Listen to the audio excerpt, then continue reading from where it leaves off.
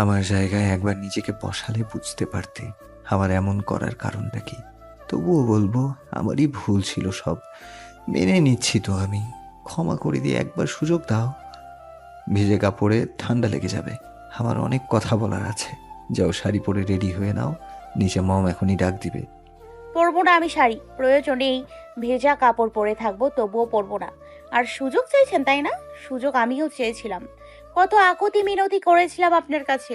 শুনেছিলেন আপনি একটি কথা আমার? জেদ করে না প্লিজ, মানছি তো সব ভুল আমার। দরজায় করাঘাত হতে রাফি থেমে যায়। রুনা বাইরে থেকে টুসিকে বলছে, আর কতক্ষণ লাগবে তোমার? মম নিচে যেতে তাড়া দিচ্ছে, সবাই অপেক্ষা করছে। টুসি কটমট করে তাকালো রাফির দিকে। রাফি ডোন্ট কেয়ার ভাব নিয়ে মুখের সামনে হাঙ্গুলের তুড়ি দিয়ে আলসেমি ঝেড়ে বসে পড়ল পেটের উপর। তীব্র রাগে ফেটে পড়ল টুসি এবার। তোমার কি দেরি হবে আসতে? আমি তাহলে না আপু, তুমি যাও, আমি 5 মিনিটে আসছি।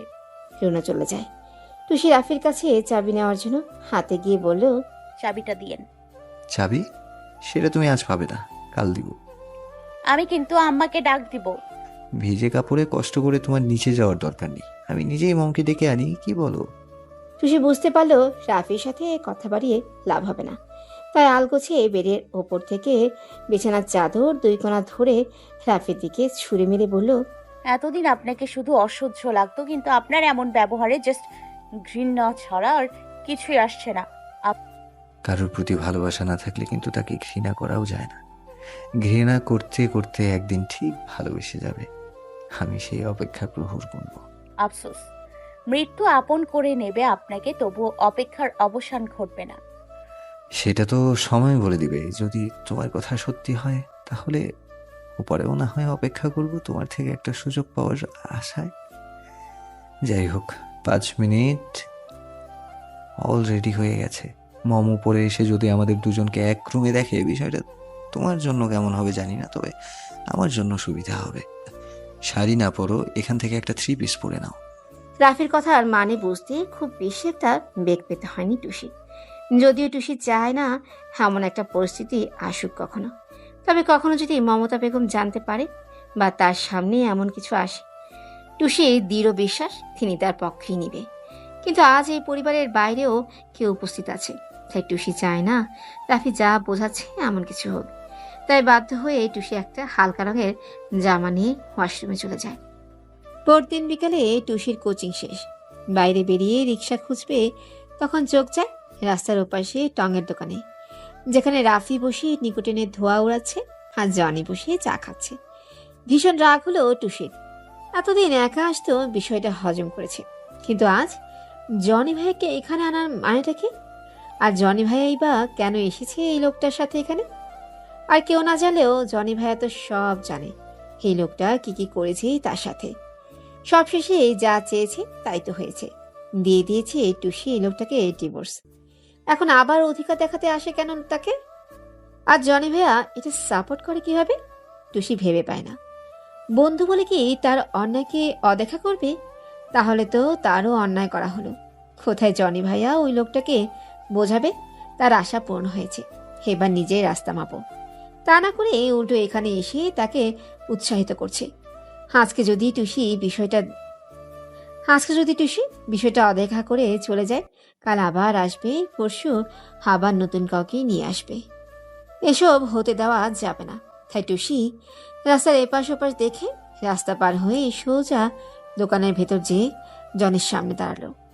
জনি বসা থেকে উঠে দাঁড়িয়ে হেসে টুসিকে কিছু বলবে, তার আগেই টুসি বলল, কি ব্যাপার ভাইয়া, আপনি এখানে? কোচিং এর সামনে মেয়েদের দেখে ট্রল করতে এসেছেন? রুবি আপু জানে আপনি এসব করে বেড়াচ্ছেন আজকাল? জনি যেন রোবট হয়ে গেল। এই মেয়ে বলে কি? মেয়েদের দেখে ট্রল করতে এসেছে মানে? সে তো তার বন্ধুর সাথে আজই মাত্র এলো, আর ট্রল করা? ছি ছি ছি ছি, বসে বসে 1 কাপ চা খাওয়া ছাড়া আর কিছুই করছে না। আর এই মেয়ে সোজা রুবি পর্যন্ত চলে গেল। জনিকে চুপ করে থাকতে দেখে টুসি আবার বলল, নিজের দিকে তাকিয়ে রেখেছেন? বয়স কত হয়েছে আপনার? কোথায় এই বয়সে নিজের বাচ্চাদের কাঁধে একটা হাতে একটা নিয়ে স্কুলে পৌঁছে দেবেন, তা না করে আপনি এখানে কোচিং এর সামনে বসে মেয়েদের পাহারা দিতে চলে আসছেন। এত অধঃপতন হয়েছে আপনার, আপুকে বিষয়টা জানাতে হয়। লজ্জায় জনি দোকানের ভেতর 2-4 জন যারা বসেছিল তাদের দিকে একবার তাকিয়ে নেয়। যতদূর বুঝল জনি সবাই বিষয়টা নিয়ে মজা নিচ্ছে, অথচ রাফির কোনো হিলদোল দেখল না জনি। দিব্যি বসে ধোয়া গিয়েছে। আশপাশে সবার দিকে তাকিয়ে জনি নিজের নামে টুসির করা অভিযোগ ভুল ছিল তা প্রমাণ করতে সাফাই দিতে জনি বলল, রাফি বলল, তাই 1 কাপ চা খেতেই এখানে এসেছি, এর বেশি। একজন বলল আর আপনি তার কথা মতো চলে এলেন। চায়ের দোকানের কি অভাব পড়েছে যে এখানে এসেই চা খেতে হবে? নিজের ব্যক্তিত্ব বাধা দিল না আপনাকে মিথ্যে বলতে? জেনে শুনে অন্যায় করে আবার সাফাই দিতে লজ্জা করছে না আপনার? জনি কটমট করে তাকায় রাফির দিকে। জনি কিছুতেই আসতে চায়নি এখানে। এক প্রকার জোর করেই রাফি এনেছে তাকে। জোর করে এনে দোকান ভরা লোকের সামনে এভাবে অপমান হবে জনি ভাবতেও পারেনি। অপমান হলো তো হলো, তাও কার জন্য? রাফির তখনও কোনো হিলদোল নেই। লম্বা টানে জ্বলন্ত সিগারেটের ধোঁয়া টেনে নিয়ে অবশিষ্ট অংশটুকু ফেলে দিয়ে দাঁড়িয়ে রাফি পকেট থেকে ফোন বের করে আবারও বসে পড়ল। রাফি এমন ব্যবহার ঠিক হজম হলো না জনি। হাত উঁচু করে কিছু বলতে যাবে তখনই টুসি বলে ওঠে, ডিসগাস্টিং। কথাটা বলেই টুসি সেখান থেকে চলে আসে।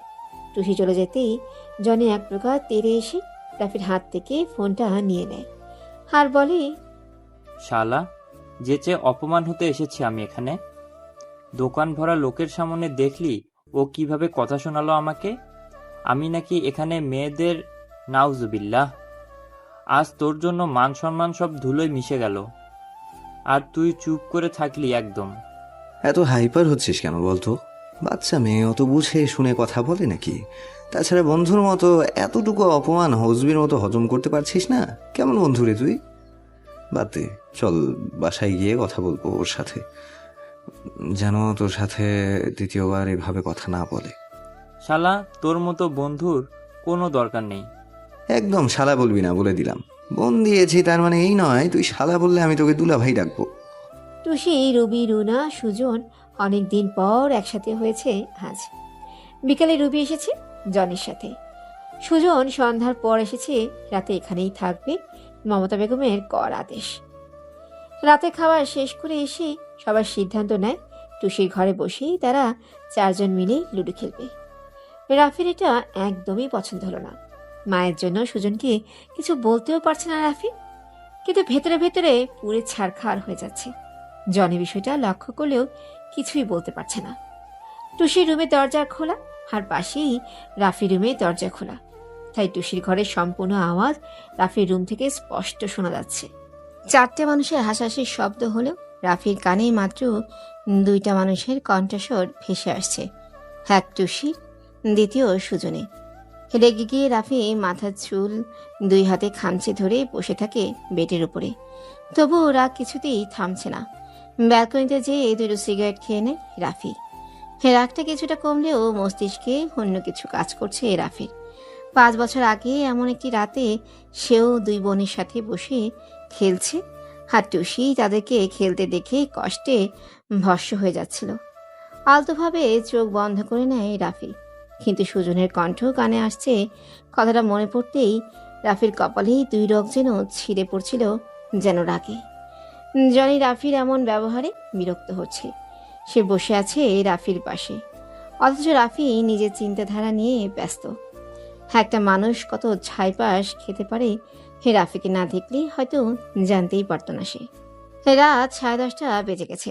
জনি এসে রুবিকে এক প্রকার জোর করে খেলা থেকে ওঠায় রোহানের কথা বলে। রুনার ফোনে তার উদ্বির কল আসায় রুনা উঠে চলে আসে নিচের রুমে। টুসির সাথে সুজন মিনিট 10 গল্প করে উঠে চলে আসতে নেই, তখনই দরজার কাছ থেকে রাফি সুজনকে ডাক দেয়। সুজন রাফির রুমে আসতে রাফি দরজা লক করে বলল, নিজের লিমিট ক্রস করিস না। আমি আমার লিমিটে আছি ভাই, বরং তুমি ওদিকে চর্চা করছো। যাই হোক না কেন, কেন ডেকেছো আমাকে এখানে সেটা বলো।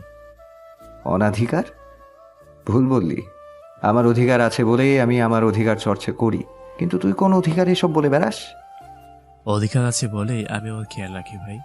তাছাড়া ভুলে যেও না, তোমার ইচ্ছে পূরণ করতে তুষি তোমাকে ডিভোর্স দিয়ে দিয়েছে। যাকে এত ঘৃণা করো, এত সুন্দর সুযোগ পেয়েও নিজের নামের পাশে তার নাম জুড়ে রাখা না নিশ্চিত এতদিন। তাই হয়তো তুমিও কাগজে সাইন করে দিয়েছো এতদিনে। ডিভোর্স যখন হয়ে গেছে সেখানে তোমার কোনো অধিকারই নেই। তাহলে বারবার ওকে এইভাবে হার্ট করছো কেন? ওকে হার্ট করেছি আমি? ওকে দেন ফাইন, করেছি হার্ট আমি ওকে। তাতে তোর কি? বল, তোর কি তাতে? অনেক কিছু ভাই, টুসি আমার অনেক কিছু। তুমি যখন বাচ্চা মেয়েটাকে অবজ্ঞা করে চলে গিয়েছিলে অন্য দেশে পাড়ি জমাতে, আমি তখন ও শুভাকাঙ্ক্ষী হয়ে পাশে দাঁড়িয়েছিলাম। যাকে পড়াতে গিয়ে তুমি পড়া না পড়ায় কথায় কথায় শাস্তি লাভে কষ্ট দিতে, শাস্তির বদলে ভালোবেসে তাকে পড়িয়েছিলাম। আজ তো মন খারাপের সময় পাশে দাঁড়িয়ে ওর মুখে হাসির কারণ হতাম আমি। স্কুলে ভর্তি করার পর ফুফু বিশ্বাস করে আমাকে ও দায়িত্ব দিয়েছিল যেন ওকে আমি পৌঁছে দেই এবং সময় মতো বাসায় আনতে পারি, কারণ স্কুলে খুব কাছেই আমরা থাকতাম। জানো ভাই, তুষি আমার কোমর জড়িয়ে ধরে বাইকের পিছনে বসে স্কুলে যেত, এতটাই আপন ভাবতো আমাকে। একদিন ছুটির পর ওকে স্কুল থেকে আনতে যেয়ে যখন ওকে স্কুলের সামনে খুঁজে পাইনি, হয়রান হয়ে আমি পাগলের মতো হয়ে ওকে খুঁজেছি পুরো স্কুল জুড়ে। শেষমেশে দাদানের সাহায্যে বাথরুমের সামনে ওকে ভিডিওতে পুরো ড্রেস মাখামাখি অবস্থায় বসে কাঁদছে দেখছিলাম। আমার গায়ের শার্টটা খুলে ওর লজ্জা নিবারণ করেছিলাম সেদিন। কি পরিমাণে বমি আর পেটে ব্যথায় ছটফট করছিল সেদিন। সেদিন তুমি যদি দেখতে, আজও আবার শরীরে কাঁটা দিয়ে ওঠে মনে পড়লে। দ্রুত বাসায় নিয়ে গিয়ে দেখি রুবিনা কেউ বাসায় নেই, তারা হয়তো কোচিংয়ে ছিল। ফুপুও বাসায় ছিল না। ফোন করে জানতে পারি কোনো এক মিটিংয়ে আছেন তিনি, তাই বলতেও পারিনি ফুপুকে টুসির কথা। চিন্তা করবে দেখে টুসি বমিতে আমাকে পুরো শরীরে ভিজিয়ে দিয়েছিল। হাওয়া জায়গা তুমি হলে কি করতে জানো? ঠাস করে একটা চড় মারতে, কিন্তু আমি সেটা করিনি। সযত্নে ওর সেবা করেছিলাম সেদিন। রক্ত মাখামাখি কাপড়গুলো পর্যন্ত নিজ হাতে পরিষ্কার করে দিয়েছিলাম। জানো ভাই, সেদিনের পর থেকে ও নির্দ্বিধায় আমার কাছে বায়না করতো, এটা খাবে ওটা খাবে, আর আমাকে তা এনে দিতে হতো। নতুন জামা পেয়ে আগে আমাকে দেখাতো, পরে তা পরতো। কোথাও মেলা হচ্ছে জানলে মেলা থেকে আগে ওর জন্য কিছু কিনে বাকি সবার জন্য ভাবতাম আমি। টুসি কলেজে উঠলেও ওর ছায়া হয়ে থাকছি আমি সেখানে। আমাদের প্রতিটা জিনিস ও খুব যত্ন করে রাখে। ও যেমন আমার অনেক কিছু, আমি ওর কাছে হয়তো অনেক কিছুই। ও শরীরে বিন্দু মাত্র আঁচড় পড়লে ওর থেকে কষ্টটা আমার দ্বিগুণ হয়। তারপরে বলবে ওকে হার্ট করছো, আমি তাতে কি? সুজনের বলা প্রতিটা কথা রাফির মস্তিষ্কের নিয়নগুলোতে যেন দাউ দাউ করে আগুন ধরিয়ে দিল কেউ। রাগে থরথর করে হাত পা কাঁপছে রাফির। রাফির মন বলছে এক্ষুনি সুজনকে কয়েক লক্ষ টুকরো টুকরো করলে হয়তো নিজের রাগ মেটাতে পারবে সে। কিন্তু মস্তিষ্ক বাধা দিল, মুখ থেকে কেবল একটি কথাই বলল, লিভ মি অ্যালোন। পরদিন রাতে টুসি শোবার প্রস্তুতি নিচ্ছে। হাজার তেমন রুম থেকে টুসি বের হয়নি। না সকালে কোচিং করাতে গিয়েছে, না বিকেলে নিজের কোচিংয়ে গেছে। রাফি যতবার টুসির রুমে যেতে চেয়েছে ততবার রুবি রুনার উপস্থিতি টের পেয়েছে, তাই যেতে চেয়েও যেতে পারেনি। রাতের খাবার শেষ করে যে যার রুমে শুয়ে পড়েছে এক প্রকার। রুবি ঘুম কাতুরে আজ সকাল সকাল সে ঘুমিয়ে গেছে। রুহানকে টুসি আর রুনা দুজন মিলে খাবার খাইয়ে রুবির পাশে শুয়ে দিয়ে এসেছে। জনি রাফির রুমেই ছিল। রুনা এসে জনিকে জানায় রুহানকে শুয়ে দিয়ে এসেছে, তাড়াতাড়ি সেও যেন শুয়ে পড়ে। রুনা কথাটি বলে নিচে মায়ের সাথে শুতে চলে আসে। জনিও অপেক্ষা করে না, সেও ঘুমাতে চলে যায়।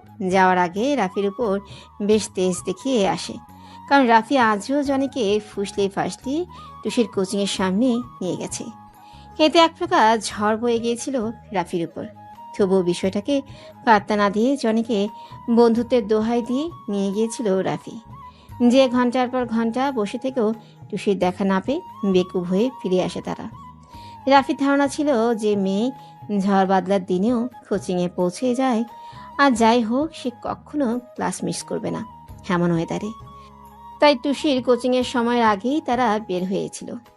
সবাই দরজা লক করে যে যার মতো করে শুয়ে পড়ে।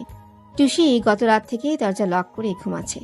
তাই বিছানা ছেড়ে হাত মুখ ধুয়ে ফ্রেশ হয়ে এসে টুসি টাওয়াল নিয়ে মুখ মুছতে মুছতে দরজা লক করবে। ঠিক সে আগ মুহূর্তে রাফি এসে দরজার চৌকাঠে এক হাত রেখে দাঁড়ায়। রাফিকে দেখলে আজকাল ভীষণ রাগ উঠে টুসি। তাই টুসি রাফিকে দেখে রেগে দরজা গায়ের জোরে লাগাতেই রাফি এক হাতে ঠেকিয়ে ধরে দরজার পাল্লা। টুসি নাকের পাতা ফুলিয়ে বলল, সমস্যা কি আপনার? এটা কোন ধরনের অভদ্রতা? লজ্জা করে না এমন জোর করতে? বউয়ের কাছে আসবো তাতে লজ্জার কি আছে? আর এটাকে অভদ্রতা বলে না, বলে ভালোবাসা, হৃদয়ের টান। আর সমস্যা আমার নয়, সমস্যাটা তোমার। সহজ কথা সহজভাবে বুঝতেই চাইছো না। বয়স বাড়লে নাকি মানুষের বুদ্ধি বাড়ে, কিন্তু আপনার হয়তো জ্ঞান বুদ্ধি দিন দিন লোপ পাচ্ছে। আমারও সহজ কথা আপনি সহজভাবে নিচ্ছেন না। আপনি যেগুলো করছেন এই বয়সে এগুলো মানায় না। তাই বুঝি? দরজা ঠেলে ভেতরে টুসির দিকে একটু একটু আস্তে আস্তে বলল, ঠিক তাই। একটু একটু করে পিছিয়ে যেতে যেতে খাটকাট জবাব দিল, আজ কোচিংয়ে যাওনি কেন? সেটা আমার ইচ্ছা, আপনাকে তার কৈফিয়ত দিতে হবে কেন? সন্ধ্যা পর্যন্ত আমি আর জনে অপেক্ষা করছিলাম। খারাপ লাগলো না এইভাবে আমাকে অপেক্ষা করাতে? তুমি জানো অপেক্ষার প্রহর কত কষ্টের হয়। জানি ভীষণ রেগে আছো আমার উপর। একে তো কাল ওকে কিভাবে অপমান করলে, আবার আজ ওকে জোর করে নিয়ে গেলাম, তাও তুমি আসলে না। আফসোস যার জন্য অপমানিত হলো সে অপমান বোধটুকুও করলো না, তাই আজ আবার জোর করে তাকে নিয়ে গেছে। এই বয়সে 20 বছরের যুবকদের মতন বিহেভ করতে লজ্জা করে না? এই বয়সে 20 বছরের প্রেমিক পুরুষ সাজছি, সেটা তুমি মানতে পারছো? অথচ মাত্র 12 বছর বাচ্চা বয়সে নিজেকে বউ সাজিয়ে আমার সামনে নিজেকে বউ বলে দাবি করছিলে। আর সেটা মেনে নিতে পারিনি বলেই আজ তুমি এত কথা শোনাচ্ছ। কথা শোনাতে যাব কেন আপনাকে আমি? আপনি আপনার সিদ্ধান্তে অটল ছিলেন তখন, এখন আমি আমার সিদ্ধান্তে। আপনার লাইফের ডিসিশন আপনি নিয়েছেন, কেউ বাধা দেয়নি, আমিও মেনে নিয়েছি। এখন কেন আপনি আমার লাইফে ইন্টারফেয়ার করছেন? কারণ তোমার লাইফের সাথে আমার লাইফ এক সুতোয় বাঁধা। বুঝতে চেষ্টা করিনি তখন, মানছি আমার ভুল হয়েছে, আমি নত স্বীকার করছি তোমার কাছে। আমার মতো নোংরা মেয়ের কাছে নত স্বীকার করছেন? ঘৃণা হচ্ছে না নিজের উপর আপনার? আচানক রাফি টুসির 2 হাত ধরে অনুনয়ের সুরে বলল, please Tusi, for God sake, শাস্তি দাও আমায়, তবুও ক্ষমা করে দাও। আমি আমার ভুলের জন্য মন থেকে অনুতপ্ত, বিশ্বাস করো। বিশ্বাস করো, আমি মন থেকে ক্ষমা চাইছি। মন থেকে ক্ষমা চাইলে তো সৃষ্টিকর্তাও ক্ষমা করে দেয়, তাহলে তুমি কেন ক্ষমা করতে পারছো না বলো? আচ্ছা ঠিক আছে, আমাকে ক্ষমা করতে হবে না, আমার ভুলটা ক্ষমার ঊর্ধ্বে, মানছি আমি। শুধু একবার আমার জায়গায় নিজেকে বসিয়ে দেখো, আমার তখন মনের অবস্থা কেমন ছিল সেটা একবার বোঝার চেষ্টা করে দেখো। ঘৃণায় চোখ ফিরিয়ে নেয় টুসি। রাফির বুকটা ধক করে উঠল এটা দেখে। তবুও ঠোঁটে স্মিত হাসির রেখা টেনে এনে বলতে শুরু করল, মাত্র 9-10 বছর বয়সে আমার বাবা মারা যায়। তখন আমার কি এমন বয়স বলতে পারো? বাকি 10টা বাচ্চার মতো আমারও খেলায় মনোযোগ দেওয়ার কথা ছিল, অথচ সেই বয়সে আমি আমার মমকে তার আপন মানুষ হারিয়ে ফেলায় তাকে ভেঙে পড়তে দেখেছিলাম। পত্নী হারা হয়েছিল। মানুষ মারা যায় এটা খুব স্বাভাবিক ছিল আমার কাছে, কিন্তু কেউ মারা যাবার পর তার অনুপস্থিতিতে তাকে কতটা মিস করে কেউ, তখন কিন্তু সেটা ঠিক ওইভাবে বুঝতে পারতাম না। বাদ দাও, বাদ দাও এটা। তুমি জানো আমি আমার বাবার থেকে আমার মমকে অনেক অনেক অনেক বেশি ভালোবাসতাম। আমার মমের চোখের পানি আমি একদম সহ্য করতে পারতাম না, একদম সেই ছোট্ট থেকে। সেদিন আমার মমের চোখের পানি আমার শৈশবকালকে হিতি টেনে দিল, যেন এক মুহূর্তে বড় হয়ে গেলাম আমি। যেখানে আমি বাবা হারানোর শোকে আমার মমের বুকে পড়ে কাঁদবো, সেখানে কাঁদতে কাঁদতে আমার মম আমার এই ছোট্ট বুকে মাথা থাবড়িয়েছিল। আমার কষ্টে নয়, আমার মমের কষ্ট দেখে আমার হাউমাউ করে কাঁদতে ইচ্ছে হচ্ছিল, কিন্তু আমি কাঁদতে পারিনি। পলক ফেললেই যেখানে চোখের পানি টুক করে পড়বে, সেখানে আমার নিজের মধ্যে সেই চোখের অশ্রুবিন্দু আমি শুষে নিয়েছিলাম। ওই বয়সে কতটা কঠিন মুহূর্ত আসলে একটা 9-10 বছরের বাচ্চা কান্না আটকাতে পারে, বুঝতে পারছো এটা? আমার মমের চোখের পানি মুছে দিয়ে আমার সেই ছোট্ট বুকে আমার মমের মাথা চেপে ধরে রেখেছিলাম। আস্তে আস্তে আমার মমের কান্নার রেশ কমে আসে। আচ্ছা, অতটুকু বয়সে আমি এটা কিভাবে আর কেন করেছিলাম, সবাই কি মনে করেছিল, আমি কিচ্ছু জানি না, কিচ্ছু বুঝি না। শুধু এতটুকু বুঝতে পেরেছিলাম, আমার বুকে মাথা রাখলে আমার মম আর কাঁদবে না। মমের কান্না থেকে থেকে বাড়তে থাকে। আমি আবারও চোখ মুছে দিই আমার ছোট্ট হাত দুটো দিয়ে। রবি রুনাকে আমি বেশিক্ষণ কোলে নিয়ে রাখতে পারতাম না, খুব মুডি ছিল ওরা দুজন। অথচ সেদিন ওদের দুজনকে দুই কোলে তুলে এনে মমের সামনে দাঁড়িয়েছিলাম গোটা দিন, সারাটা রাত। ক্ষুধায় আমার চোখ মুখ অন্ধকার হয়ে আসছিল, মনে হচ্ছিল আমার প্রাণ পাখি উড়ে যাবে ক্ষুধার যন্ত্রণায়। অথচ রুবি রুনাকে যখন কাঁদতে দেখেছিলাম, আমার সব যন্ত্রণা মুহূর্তে বিলীন হয়ে গিয়েছিল। ওদের ক্ষুধা কিভাবে মেটাবো এটা ভেবে। আমার মম 3-4 দিন পাগল প্রায় অবস্থায় ছিল। কিছুদিন পর মম একটু স্বাভাবিক হলে মম সকালে চলে যেত কাজে, আর আমি বাসায় রুবি রুনার দেখভাল করতাম। আমার বন্ধুরা এসে ডাকতো খেলার জন্য, আমি তখনই দরজা জানলা বন্ধ করে 2 হাতে কান চেপে ধরতাম, যেন ওদের ডাকার আওয়াজ আমার কান অবধি না পৌঁছায়। আমাকে তো খেললে চলবে না, আমার পরিবারের কথা ভাবতে হবে। এটা কত সুন্দর করে মাথায় গেঁথে গেছিল যেন ওই বছর আমার ইয়ার লস যায়। পরের বছর থেকে পড়া শুরু করি আমি আবার। সেই ছোট থেকে মম আমার মুখে ভাত তুলে খাইয়ে দেওয়ার সময়টুকু পাইনি, তবুও আমার একটু খারাপ লাগেনি। কেন জানো? কারণ আমার পেছনে যতটুকু সময় দিবে আমি চাইতাম ততটুকু সময় মম নিজেকে দিক। আস্তে আস্তে বড় হলাম, কলেজে উঠলাম, 2-1টা টিউশনই করতে শুরু করালাম লেখাপড়ার পাশাপাশি। ছোট ছোট বাচ্চা পড়াতাম। আমার জীবনটা কেমন যেন লড়বড় করে চলতে থাকলো। পড়াশোনা শেষ হতে না হতে আমার কত বন্ধুরা বিয়ে করে নিল। সে সময় থেকে আমারও একটা ইচ্ছে পোষণ জাগলো, বিয়ে তো করতে হবে, তবে আমার যে বউ হবে সে আমার জীবনটা 7 রঙে সাজিয়ে দেবে এমন স্বপ্ন দেখতাম। আমাকে হাতে তুলে খাওয়াবে, আমার মাথায় বিলি কেটে দিবে, আর আমি খুব তৃপ্তি নিয়ে ঘুমের দেশে বাড়ি জমাবো। আমার ছোটবেলার হারিয়ে যাওয়া শৈশবের গল্প করব তার কোলে মাথা রেখে, ভাগ করে নিব তার সাথে আমার মনের জমে থাকা সব দুঃখ। আমাকে সে অনেক বুঝবে, আমার যত অপূর্ণ চাওয়া আবদার সব কিছু সে পুষিয়ে দেবে। এই চাওয়াটা কি অন্যায় ছিল আমার টুসি? আচ্ছা টুসি, তোমার সাথে যখন ওই দুর্ঘটনা ঘটেছিল তোমার বয়স তো তখন 12-13 ছিল, তাই না? মেয়েরা বয়সের তুলনায় অনেক আগে বুঝতে শেখে, আমি যতদূর জানি। একবার ভেবে দেখো, সেই বয়সে তুমি কত বাচ্চামো করতে, কত দুষ্টুমি করতে, অথচ তার কত আগে আমি এসব থেকে দূরে সরে গেছি। রবি রুনাও অনেক বুঝতো তোমার বয়সে, অথচ তুমি তোমার বাচ্চামো বোকা বোকা কথা সব সময় কারণ ছাড়াই কথার বর্ষণ তখন আমাকে ভীষণ পোড়াতো। মেনে নিতে পারতাম না এমন বাচ্চামো, তাই তোমার সাথে খারাপ ব্যবহার করেছিলাম। শিরিন নামে একটা মেয়ে ছিল, সে আমাকে ভীষণ ভালোবাসতো, কিন্তু আমি তাকে প্রথমে ইগনোর করি। একসময় মেয়েটি নিজের ক্ষতি করতে চায়, তখন মমকে ওর কথা বলবো বলে আশ্বাস দিই। খুশি হয়ে যায় ও, কিন্তু মমকে ওর কথা বলতে পারি না, কেন জানি না। জানো, মেয়েটা না আমাকে খুব বুঝতো, আমার কেয়ার করতো। মমকে তার কথা বলার আগেই তোমার সাথে আমার বিয়ে দিয়ে দেয় মম।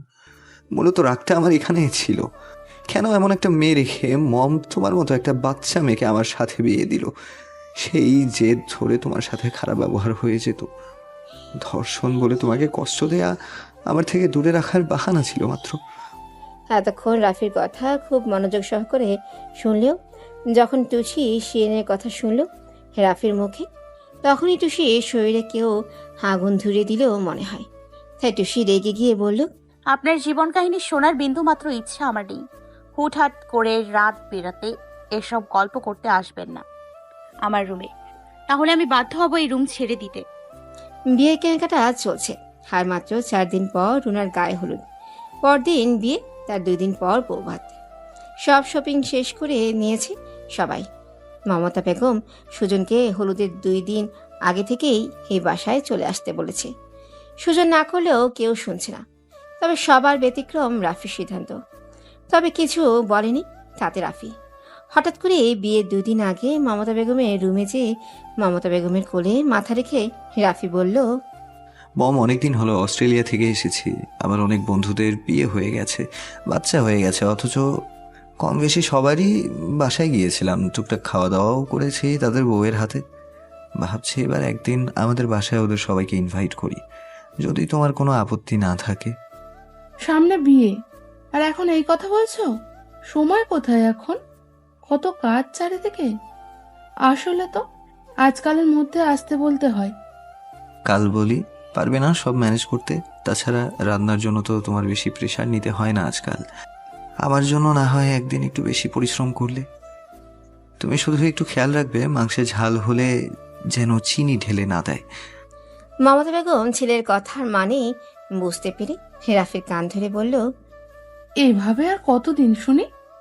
আমি কিছু বুঝি না তাই মনে হয় তোমার?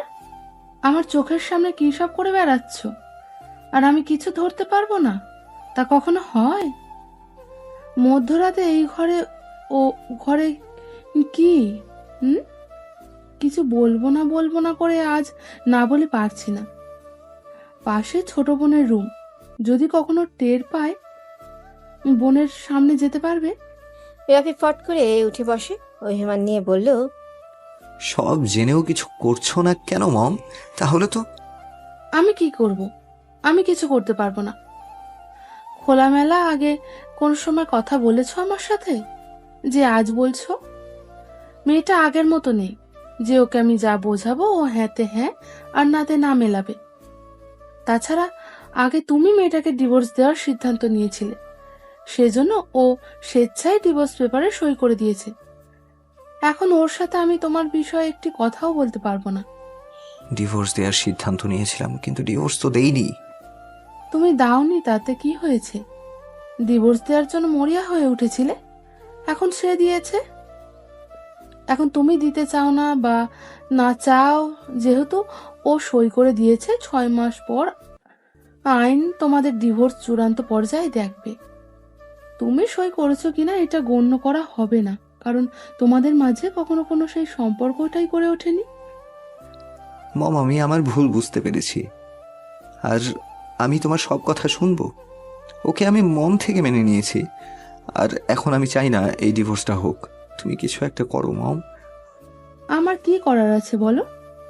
মনে আছে তুমি তোমার বিয়ের দিন রাতে কি বলেছিলে? আমাকে কথা দিয়েছিলে সময় হলে তুমি নিজেই ওকে তোমার রুমে নিয়ে যাবে। তোমার সেই সময় কি আজও হয়েছে? আমার মনে হয় না। তাই তো এখনো এই রুম ওই রুম করে বেড়াও। বিয়ের দিন রাতে রাফির তার মমকে বলা কথাটা মনে পড়তেই ভীষণ মন খারাপ হলো। রাগের বশে রাফি সেদিন কি বিশ্রী ব্যবহারটাই না করেছিল টুসির সাথে। মনে মনে বলল, সে সময় হয়েছে মম, এবার থেকে যা হবে একটি রুমেই হবে, তাও আমার বন্ধ রুমে। একবার রুনার বিয়েটা শেষ হতে দাও, বিয়ের আগে আমি কোনো ঝামেলা করতে চাই না। কথাটা মনে মনে বললে মমতা বেগমকে বলল, বিয়ের কাজ শেষ হোক, মাত্র কয়েকটা দিন যেতে দাও মম, তারপর না হয়। আমি কাল দুপুরে ওদের আসার কথা বলেছি, তুমি সব ব্যবস্থা করে রেখো। আর হ্যাঁ মম, ছোট বাচ্চাও আছে ওদের সাথে, তাদের জন্য একটু খাবারের ব্যবস্থা করে রেখো। ঠিক আছে। হে রাফি মমতা বেগমের কপালে একটা আলতো চুমুখে উঠে চলে যেতে দরজার দিকে পা বাড়ায়। মমতা বেগম হঠাৎ ছেলে এমন ব্যবহারে চোখ দুটো ছলছল করে আসে। ছেলেটা এভাবে তাকে ভালোবাসা দিয়ে গেল, অথচ সেই কোন ছোটবেলা থেকেই আজ পর্যন্ত আর তিনি ছেলেটাকে বুকে জড়িয়ে ধরতে সময় পাননি। যতটুকু সময় পেয়েছে ছোট দুই মেয়েকে বুকে আঁকড়ে ধরে রেখেছেন। আজ ছেলেটা হাসি মুখে সবটাই দেখেছে শুধু। পরে টুসি এসে তাকে আরো ব্যস্ত করে দিল। ছেলেটার প্রতি ভালোবাসা আনার আগেই ছেলেটির প্রতি কঠোর হতে বাধ্য হলো। অভিমানে এক সময় কত দূরে চলে গেল ছেলেটি। আজ যখন এই কোলে আবার ছেলেটার মাথা রেখেছে, সে ছোট্ট রাফির মতো করে বুকে জড়িয়ে নিয়ে চুমুতে ভরিয়ে দিতে মন চাইছিল, কিন্তু কঠিন স্বভাবের কাছে হার মেনে গেলেও মায়া মমতার দুই হাত। বুকটা হু হু করে কেঁদে উঠল ভেতরে ভেতরে। সে এখনো পারল না ভালোবাসা দিতে, অথচ রাফি কত সুন্দর করে তাকে ভালোবাসা দিয়ে চলে গেল। চোখ থেকে টুপ করে এক ফোঁটা অশ্রু পড়ল। নরম হাতেই তা মুছে নিয়ে রাফিকে বলল, রাফি, রাফি দরজার বাইরে পা দিতেই মায়ের ডাকে থেমে যায়। পেছনে ঘুরে দ্রুত মমতা বেগমকে জিজ্ঞেস করলো, কিছু বলবে মম? বন্ধুর বাচ্চাদের কথা না ভেবে এবার তোমার কথা একটু ভেবো। রাফি তার মমের কথার মানে বুঝতে পেরে মাথা চুলকে মুচকে হাসি দিয়ে বলল, মানে মম, লজ্জা এতস্তত বোধ জেকে ধরায় কি বলবে কিছুই বুঝতে না পেরে বলল, যাও, সবাইকে বলে দিও যেন সকাল সকাল চলে আসে তারা। টুসিকে বলে দিব কাল সকালে কোচিং যেন না যায়। বন্ধুরা তো আর আমার হাতের রান্না খেতে আসবে না এখানে, কাজেই যার হাতের রান্না খেতে আসবে সেই রাঁধুনিকে বলে দিব যেন মাংসের ঝাল হলে চিনি না দিতে। কি আর বলি বলো তো, অভিযোগ কারি কি জানে। দেশে আসার পর থেকে এই পর্যন্ত সে মাংসে চিনি দেয়া সেই শেফের হাতের রান্নাই খেয়ে আসছে। সকাল থেকে রান্না বান্না করতে করতে টুসির নাজেহাল অবস্থা। রুনাও হাতে হাতে সব করে দিয়েছে, কাটা ধোয়া কাজ তো আর কম নেই। মমতা বেগম ডাইনিং এর কাজ সেরে সব খাবার চেখে দেখেছেন। খাবারের স্বাদ কেমন হয়েছে, একে একে নাস্তার আইটেম থেকে শুরু করে দুপুরের জন্য খাবারের কত পদে রান্না করেছে এই টুসি। মমতা বেগম অবাক হয়ে যায় সবগুলো খাবারের পারফেক্ট স্বাদ। এইটুকু মেয়ে এত দ্রুত এত কিভাবে কাজ করতে পারে তিনি ভেবে পান না। অথচ তার মনে আছে প্রথম রান্না করতে এসে হলুদ লবণ ছাড়াই মাছ ভাজতে গিয়ে মাছের টুকরোগুলোর ছিন্ন ভিন্ন করে কি করুণ দশাই না করেছিল মাছগুলোর। শাক রান্নায় লবণের পরিমাণে তা মুখে দেওয়ার জো ছিল না। মাংসে আগে থেকেই রং না আসায় হলুদের কৌটা খালি করে দিয়েছিল। মাছের তরকারি রান্না করতে গিয়ে উপরে ঝোল আর নিচে পুড়িয়ে ফেলেছিল। অথচ আজ সেই মেয়েটার রান্না খেলে এমন একটি মানুষ মিলবে না যে তার প্রশংসা না করবে। দুপুর 1টার মধ্যে রান্নার কাজ সব শেষ করে টুসি ফ্রেশ হতেই রুমে আসে। এসেই দেখে অলরেডি রুমে রাফি শটান হয়ে শুয়ে গেমস খেলছে ফোনে। তুঙ্গে উঠে যায় টুসির মেজাজ। মনে করেছিল এসে আগে কোমর জিরিয়ে নিবে একটু, কিন্তু এই লোকটা তাকে এতটুকু সময়ও দেবে না। ঘন্টাখানেক আগেই রাফির বন্ধুরা সবাই চলে এসেছে। তাদেরকে নাস্তা দিয়ে তারপর টুসি উপরে আসে। নিচে আপাতত বাকি কাজগুলো রুনা আর মমতা বেগম সামলিয়ে নিবে বলে টুসিকে ফ্রেশ হতেই উপরে পাঠায়। রাফির বন্ধুরা সবাই নিচে হলরুমে বসে আড্ডা দিচ্ছে। অনেকদিন পর তারা সবাই এভাবে একসাথে পরিবারের সাথে এসছে কোথাও, তাই বহুদিনের আলাপ নিয়ে সবাই ব্যস্ত।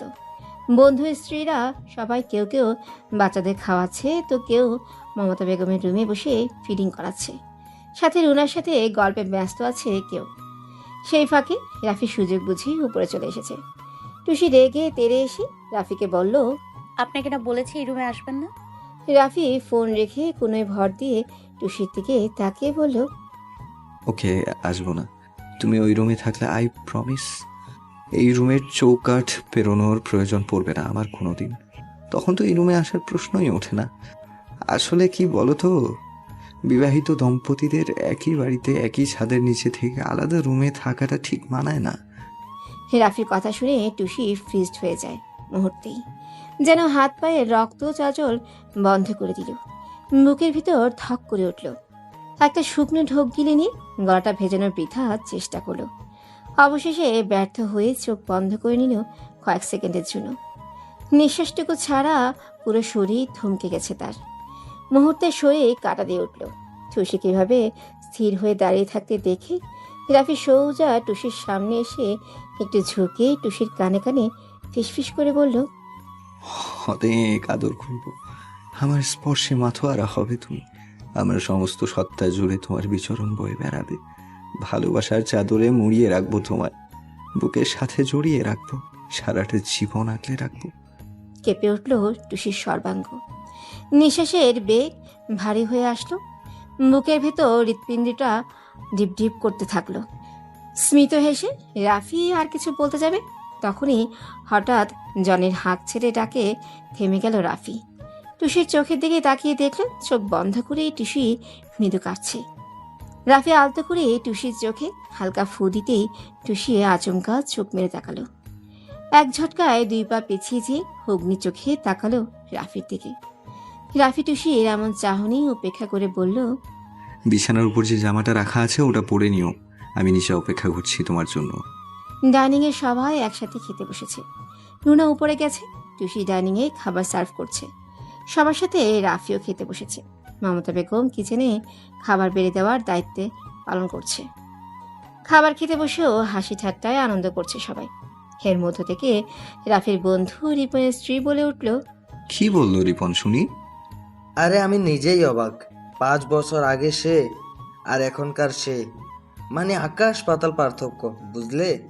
তবে যাই বলেন, পিচ্চি হলেও বউটা কিন্তু দারুণ মিষ্টি দেখতে রাফি ভাইয়া, একদম যাকে বলে রসমালাই।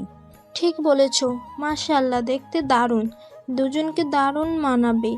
ভাইয়া তো বিদেশ থেকে আরো ইয়ং হয়ে গেছে, আগের ছবি আর বাস্তবে দেখে এটা বলবে সবাই। এখন তো যে কেউ দেখলে বলবে পারফেক্ট জুটি, যাকে বলে মেড ফর ইচ আদার। রান্নাটা কি আপনিই করেছেন? সব কটা আইটেম জাস্ট অসাধারণ হয়েছে। জি হ্যাঁ ভাইয়া, আর একটু নিন। কথাটা বলেই টুসি আর একটু খাবার দিতে চায়। না না, আর নয়, থাক, অনেক খেয়েছি আজ।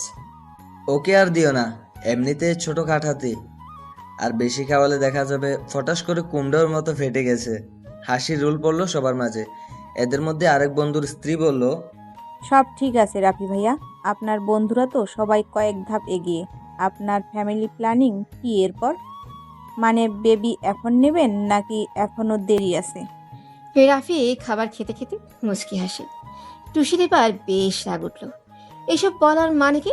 তারা কেউ কি জানে না তাদের সম্পর্কে ইতি টানা হয়েছে আরো অনেক দিন আগে? তাহলে এসব কথা বলে এত অস্বস্তিতে ফেলার কোনো মানে হয়? কটমট করে টুসি রাফির দিকে তাকায়। টুসির দিকে তাকিয়ে রাফি বাঁকা হেসে বলল, সবে মাত্র তো এলাম, আরও কিছুদিন যাক, নিজেদেরও তো একটু সময় দেওয়ার প্রয়োজন, তারপর না হয় ফ্যামিলি প্ল্যান করব। টুসি বাটিটা রেখে সোজা কিচেনে যায়। মমতা বেগমকে বাইরে পাঠিয়ে দিয়ে টুসি রাগে ফুঁসতে থাকে। মমতা বেগম কিচেন থেকে বাইরের সব কথা শুনেছেন, তাই টুসিকে হঠাৎ চলে আসা কোনো প্রশ্ন করেনি। সন্ধ্যার একটু আগে রাফির সব বন্ধুরা চলে গেছে। রাফি মমতা বেগমের দেওয়া টুসির সেই ফোনটা মায়ের হাতে তুলে দেয়, সাথে এটাও বলে ফোনটা টুসিকে যেভাবেই হোক দিতে, আর সেই যেন ফোন ব্যবহার করে। মমতা বেগম টুসিকে অনেক বুঝিয়ে সুঝিয়ে ফোনটা নেওয়ায়।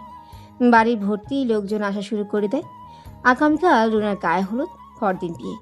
সুজন এসে বিভিন্ন কাজে ব্যস্ত হয়ে পড়ে। টুসি সারাদিন দৌড়ঝাঁপে চলতেই থাকে, কখনো রুনার রুমে, কখনো নিচে কিচেনে, কখনো এর খাবারের ব্যবস্থা করা, কখনো এটা, কখনো ওটা, কখনো সবার আহ্বান করা, কখন কার কি লাগবে সেটা দেখা। সব মিলিয়ে মহাব্যস্ত সময় পার করছে টুসি। ফোনটার কথা একবারও মাথায় ছিল না টুসির। রুবি রুনার পাশ থেকে এক বিন্দু ওঠেনি। ক্ষণে ক্ষণে বোনকে জড়িয়ে ধরে সে কি কান্না! বিয়ের পর রুনা ঢাকার বাইরে চলে যাবে চিটাগং। যখন তখন চাইলেও এসে দুই বোন একসাথে মিলে সময় কাটাতে পারবে না। মমতা বেগম বিয়ের দিন যত ঘনিয়ে আসছে তিনি ততই দুর্বল হয়ে পড়ছেন। ভেতরে ভেতরে ভেঙে পড়ছেন তিনি। এক মেয়ে মনে পড়ার আগেই চোখের সামনেই দেখতে পায়, কিন্তু এত দূর অন্য মেয়েকে পাঠাতে নিজের মন সায় দিচ্ছে না।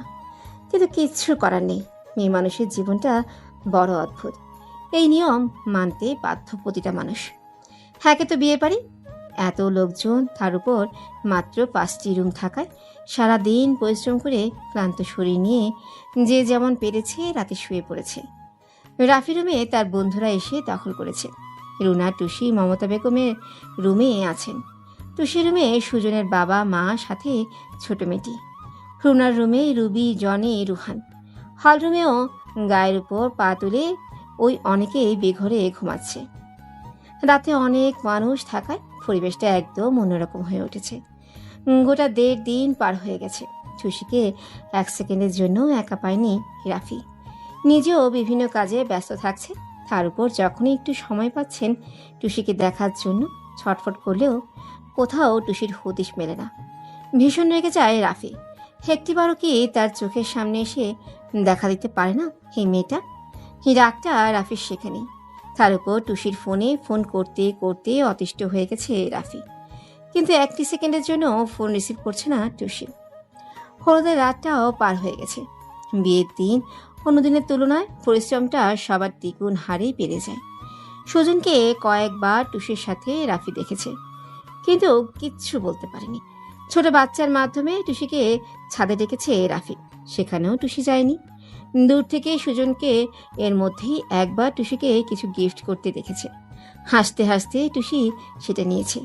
টুসির রুমটা বর্তমান রাফির মামা মামির দখলে। চাইলেও সেখানে যেয়ে টুসিকে ধরতে পারছে না, শুধু সময়ের অপেক্ষা করছে কখন টুসিকে বাঘে পায়। বরযাত্রীতে বর চলে আসার সময় হয়ে গেছে। রাফি সুন্দর দেখে একটা লেহেঙ্গা নিয়ে ঘুরে বেড়াচ্ছে আর সুযোগ খুঁজছে কখন টুসিকে সেটা দিতে পারবে, আর টুসি সেটা পরে তার সামনে আসবে। হঠাৎ করে টুসি উধাও হয়ে যায়। সুজনকেও কোথাও দেখছে না রাফি। টুসি পার্লারে মেয়েদের সামনে বসে রুনার সাজ দেখছে।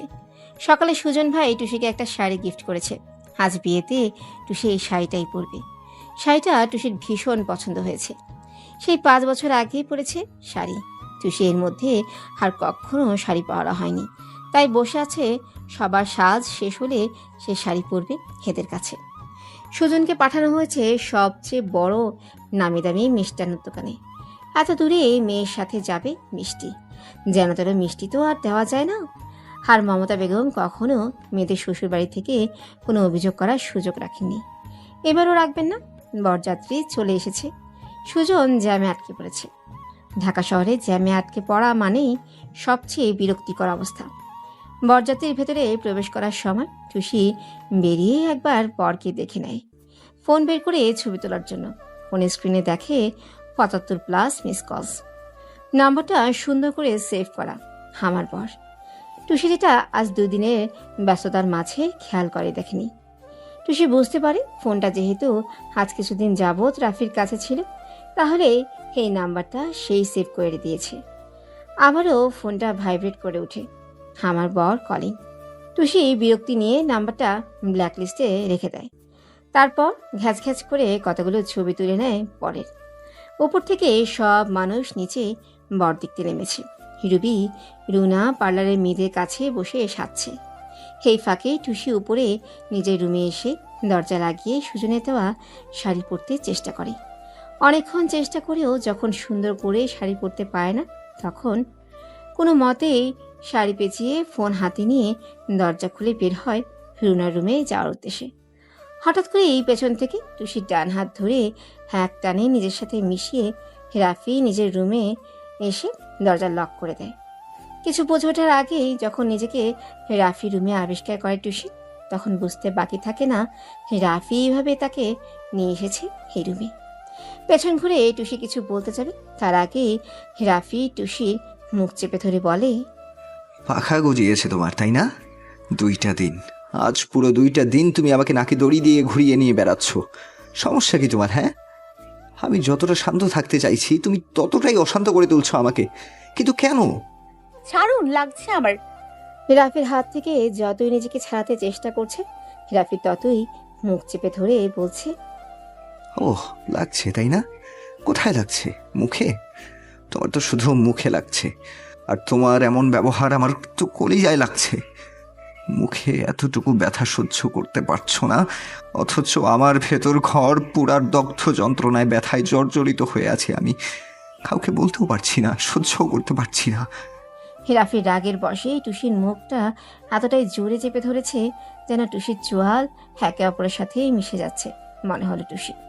ঠোঁট দুটো পাখির ঠোঁটের মতো করে অনেক কষ্টে বলতে চেষ্টা করলো, সত্যি আমার কষ্ট হচ্ছে।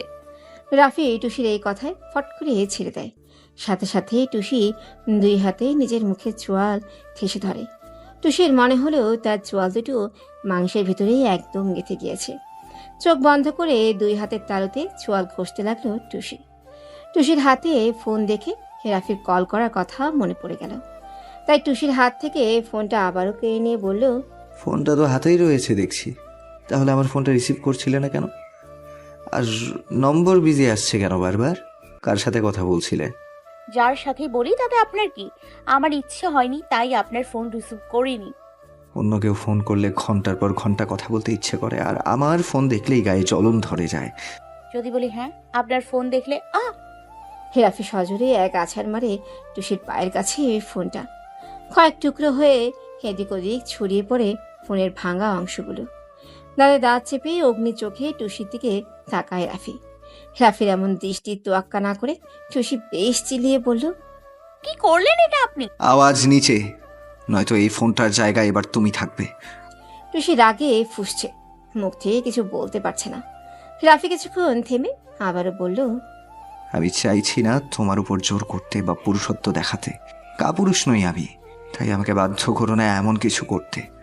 আবারও এক অজানা ভয়ে টুসি সর্বশরীর কাটা দিয়ে উঠল। দ্রুত ভারী নিঃশ্বাস ফেলে মাথা নিচু করে নিল টুসি। টুসিকে মাথা নিচু করতে দেখে রাফি টুসির পা থেকে আপাত মস্তক দেখে নেয় একবার। সুন্দর মসৃণ পা দুটো প্রথম দিনের মতো হাজও মন কেড়ে নিল রাফি। কোনো রকম কোমর থেকে পেঁচিয়ে বুক ঢেকে রাখা পাতলা গাঢ় গোল্ডেন পাড়ে হাতে কাজ করা গাঢ় কফি রঙের শাড়ির ফাঁক গুলিয়ে উন্মুক্ত পেটের অনেক অংশই দৃশ্যমান টুসি। দেখে বোঝা যাচ্ছে শাড়িটা একদম নতুন। সেদিন টুসির আলমারির পাল্লা খোলার পর রাফি পুরো আলমারির নিচ থেকে উপর পর্যন্ত দেখেছিল, কিন্তু কোথাও এই শাড়িটির অস্তিত্ব একবারের জন্য চোখে পড়েনি রাফি। হঠাৎ মনে পড়লেও সকালেই সুজন টুসিকে কিছু গিফট করছে। বাই এনি চান্স এই শাড়িটা দেয়নি তো? নাকের পাতা ফুলিয়ে রাফি বলল, if I am not wrong, এই শাড়িটা সুজন তোমাকে দিয়েছে। Am I right? টুসির মনে এবার ভয় পাশা বাঁধল। সেদিন সুজন ভাইয়ের দেওয়া পছন্দের পার্সটা ম্যানহোলে ফেলে দিয়েছিল। সুজন ভাইয়ের সাথে বেশি কথা বলায় কতগুলো ছেলেদের নাম নিয়ে তার নামে কত বানিয়ে কথা বলেছিল। সুজন ভাই আর তার নামে ভাই বোনের সম্পর্কে আঙুল তুলেছিল। আর যদি জানতে পারে এই শাড়িটা সুজন ভাই দিয়েছে, না জানে কি তুলকালাম বাঁধিয়ে দেয়। টুসি যতদূর সম্ভব শাড়িটা দুই হাতের মুঠোয় খামচে ধরল। ভীত চোখে রাফির দিকে তাকে আবারও মাথা নিচু করে নিল টুসি। টুসির এমন চাহনিতে রাফি যা বোঝা হয়ে গেছে। রাফি পেছন ঘুরে এসে বালিশের নিচ থেকে ড্যাশ লাইট নেয়। টুসি দ্রুত রুম থেকে বের হবার জন্য দরজার লকে হাত দিতেই রাফি এসে টুসির কাঁধ থেকে শাড়ির আঁচল ধরে টেনে এনে তার নিচ থেকে আগুন ধরিয়ে দেয়। পাতলা শাড়ি হাওয়ায় ফুরফুর করে আগুন ধরে উপরে উঠতে লাগলো। ভয়ে দিশেহারা হয়ে টুসি বুকের থেকে সরিয়ে পুরো শাড়ি খুলে ফেলে দেয়। রাফি রাগে ফুঁসছে তখনও। টুসি নিজের শরীর থেকে শাড়ি ফেলে দেওয়ায় রাফির রাগ কিছুটা ঠান্ডা হয়ে আসে। রাফির দিকে তাকিয়ে টুসি মুখে হাত দিয়ে লজ্জা ঢেকে কেঁদে দেয়। রাফি টুসির কান্না দেখে আরো ক্ষেপে যেয়ে বলল, সুন্দর করে ভালোবেসে বুঝাচ্ছিলাম, তাই হয়তো কথা বুঝতে পারোনি। এইবার লাস্ট বারের মতো বলছি, মাথায় ঢুকিয়ে নাও। আমি ততটাই শান্ত থাকবো যতটা স্বাভাবিক তুমি আমাকে রাখতে পারবে। আমি ততটাই অশান্ত হব যতটা অস্বাভাবিক তুমি আচরণ করবে। টুসি কান্না থামি মাথা নিচু করে হাড় চোখে রাফির দিকে একবার তাকিয়ে চোখ নিচে নামিয়ে নেয়। এভাবে রাফির সামনে দাঁড়িয়ে থাকতে খুব অস্বস্তি বোধ করছে টুসি, কিন্তু বাইরে বেরিয়ে যেতেও পারছে না। এই অবস্থায় হাওমাও করে কান্না আসছে টুসি, কিন্তু কাঁদতেও পারছে না সে। তাই পেছন ঘুরে দাঁড়িয়ে থাকে টুসি। রাফি এটা দেখে নিজের আনা লেহেঙ্গা বের করে টুসির দিকে এগিয়ে দিয়ে বলল, এটা নাও, আর ওয়াশরুম থেকে চেঞ্জ করে আসো, আমি অপেক্ষা করছি। ছাদে বরযাত্রীদের জন্য বসা এবং খাবারের আয়োজন করা হয়েছে। কিছুক্ষণ আগে রুনা এবং তানভীরের 3 কবুল বলে বিয়ে সম্পূর্ণ করা হয়েছে। গুরুজন আর বরযাত্রীদের অলরেডি খাওয়া প্রায় শেষের দিকে। বাকি ইয়াংদের খাবার দেওয়ার প্রস্তুতি চলছে। মেরুন এসে ধরেই টুসির সাথে ননস্টপ বকবক করেই চলছে, কিন্তু টুসির মুখে একটি কথাও নেই, না আছে বিয়ে উপলক্ষে কোনো সাজ। মোটা গাঢ় কাজল ফর্নের লেহেঙ্গা ছাড়া কান গলা হাত সব শূন্য। সুজন বরযাত্রীদের সাথে কথায় ব্যস্ত, সবার সাথে এবার সেও খেতে বসবে। ছাদের এক কোণে চিলেকোঠার পাশেই টুসি দাঁড়িয়ে আছে, সাথে মেরুন। চিলেকোঠার অন্য পাশ থেকে প্যান্ডেলের ভেতরে যাওয়ার রাস্তা করা হয়েছে। রাফি বরের পাশে বসে অনেকক্ষণ আলাপ করে। আশেপাশে চোখ ঘুরিয়ে কোথাও টুসিকে না দেখতে পেয়ে রাফি তানভীরের কাছ থেকে উঠে আসে। বন্ধুদের সাথে এবার সেও খেতে বসবে। সারা বাড়িতে কোথাও টুসি সহ সুজনকে না পেয়ে রাফি ভীষণ রেগে যায়। ফিরে আবার ছাদে উঠে আসে। উপর থেকে নিচে তাকিয়ে দেখে গেটের বাইরে সুজন দুজনের সাথে হেসে হেসে কথা বলছে। সুজনকে দেখে রাফি একটু স্বস্তি পায়। টুসি সুজনের সাথেই নেই এটা ভেবে। পরক্ষণেই টুসির জন্য ভীষণ চিন্তা হয় রাফির। সিঁড়ি বেয়ে নিচে নামবে, তখনই বেশ কাছ থেকে আওয়াজ আসে একটি মেয়ে। সন্দেহবশত সেদিকে তাকাতে টুসিকে চোখে পড়ে। মুখে হাসি ফুটিয়ে এগিয়ে যায় সেখানে। মেরুন টুসির পেছনে যেয়ে গলা ছেড়ে রাফিকে বলল, এক্সকিউজ। মেরুন কিছুটা চমকে ওঠে, পেছনে তাকিয়ে রাফিকে দেখে শুকনো ঢোক গিলে নেয়। টুসি রাফির দিকে না তাকিয়ে রাফির কণ্ঠ চিনতে পেরে নাকের পাতা ফুলিয়ে শক্ত চোখে নিজের চাহনি দৃঢ় করে। মেরুন সৌজন্যমূলক হেসে বলে, আসসালামু আলাইকুম ভাইয়া। ওয়ালাইকুম আসসালাম। যদি কিছু না মনে করো, আচ্ছা, যদি কিছু না মনে করো, আমি ওকে একটু আমার সাথে নিয়ে যেতে পারি? কি যে বলেন ভাইয়া, আপনার বউ আপনি নিয়ে যাবেন, এখানে জিজ্ঞেস করার কি আছে? এই যা, ভাইয়া ঢাকছে তোকে। টুসি কটমট করে তাকায় মেরুনের দিকে। মেরুন মেয়েকে হেসে সেখান থেকে চলে আসে। মেরুন চলে যেতেই রাফি টুসিকে বলল, শপিং ব্যাগের ভিতর কিছু জুয়েলারি ছিল, সেগুলো পরনি কেন? টুসির প্রচণ্ড রাগ উঠল রাফির উপর। বাধ্য হয়ে লেহেঙ্গা পরেছে তখন, তার মানে এই নয় তার কথা মতো সেজে গুজে পুতুল সেজে বসে থাকবে সে। রাগের বসে একটা জলজ্যান্ত মানুষের শরীরের কাপড় কিভাবে আগুনে দিয়ে পুড়িয়ে দেওয়ার মতো সাংঘাতিক কাজ করতে পারে, এই লোকটাকে না দেখলে টুসি কোনোদিনও বিশ্বাসই করতে পারত না। টুসির চিন্তাভাবনার মাঝে রাফি টুসির হাত ধরে টেনে নিচে নিয়ে আসে। অনেকে এই বিষয়টা অন্যরকমভাবে ধরে নিল। রুমি টুসিকে এনে জুয়েলারি দিয়ে বলল, পরে নাও, এগুলোর সাথে সুন্দর করে সাজবে। সিলভারের কাজ করা হালকা মিষ্টি কালারের লেহেঙ্গা পরে সেজেগুজে একটা টেবিলে বসে আছে টুসি, মেরুন, রুবি, সাথে আরও একটা মেয়ে। রাফিদের টেবিলটা টুসিদের টেবিলের থেকে একটু দূরে। সুজন দাদা একদম পেছন পাশে বসেছে। মেরুন মেয়েকে রাগ দেখিয়ে বলল, কখন থেকে তোকে কত কিছু জিজ্ঞেস করছি, একটা কথার উত্তর দিচ্ছিস না কেন বলতো? টুসি মেরুনের দিক থেকে চোখ ঘুরিয়ে আবারও খাবার নাড়তে ব্যস্ত হয়ে পড়ে। রুবি রোহানের জন্য খাবার নিয়ে উঠে চলে যায় নিচে। এটা দেখে মেরুন বলল, এই কথা ছিল না, আমরা দুজন একই রঙের একই শাড়ি পরবো, এই রকমভাবে সেজুগুজে বেড়াবো। তাই তো সুজন ভাই আমাদের দুজনকে একই রঙের শাড়ি গিফট দিয়েছে। সেটা না পরে তুই এত সুন্দর একটা লেহেঙ্গা পরেছিস, সুজন ভাইও কিছু বলল না? আরও মেসেজগুলো সময় মতো যেন এখানে পৌঁছে যাই আমি। প্ল্যান চেঞ্জ করবি, আগে বলিসনি কেন? তোর মতো এত সুন্দর না হলেও একটা লেহেঙ্গা পরে আসতাম। সরি। সরি দিয়ে শরবত বানিয়ে গুলিয়ে খা। ফোন করেছিলাম কতবার জানিস, বারবার সুইচ অফ বলছে। ফোন নেই। ফোন নেই মানে কি? দুদিন পর পর তোর কি হয় ফোনের? সহজ কথা বুঝিস না? বললাম ফোন নেই মানে ফোন নেই। কথায় কথায় এমন তেজ দেখাচ্ছিস কেন? দাঁড়া, সুজন ভাইয়াকে বলছি। কোথায় যে বসেছে। আশেপাশে তাকিয়ে সুজনকে খুঁজতে থাকলো। টুসি দাঁত কিরমির করে মেয়নের দিকে তাকায়। এখন এমন কি কথা বললো সে যে এই কথায় সুজন ভাইকেই খুঁজতে হবে? টুসি ভেবে পাচ্ছে না। যদি সুজন ভাই টুসির কাছে এমন একজন ব্যক্তি যার কাছে কোনো কথা না বলেই সে থাকতে পারে না, তবুও এমন এমন কিছু সিচুয়েশন জীবনে আসে, ইচ্ছে থাকা সত্ত্বেও সেই কাছের ব্যক্তিকে সব কথা বলা যায় না। মাঝে মাঝে নিজের সাথে হওয়া ঘটনাও তো নিজের মনের থেকেও লুকানোর জন্য মুখে মস্ত বড় হাসি টেনে নিয়ে ঘুরে বেড়াতে হয়। যদিও দিন শেষে যখন নিজের প্রতিচ্ছবির সামনে দাঁড়ানো হয় তখন সব স্বচ্ছ পানির মতো তার চোখের সামনেই ভেসে ওঠে।